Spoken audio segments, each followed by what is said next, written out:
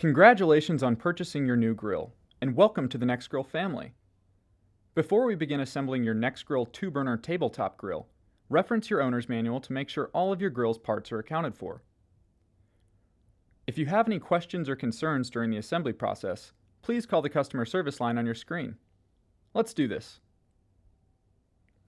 We'll start by unfolding the legs on the bottom of your new grill. Next, open the main lid and set each flame tamer over the burners.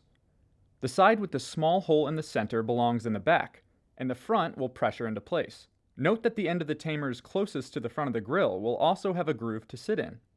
On top of those will be the cooking grid. Rest the cooking grid into place above the flame tamers, making sure the hole in the middle of the grid is facing the front. From the front of your grill, slide the grease tray into place beneath the firebox, with the handle facing the front. And lastly, carefully connect the gas line to your liquid propane tank. Your Nexgrill 2-burner tabletop grill is now assembled and ready to go. Now get out there and grill something different.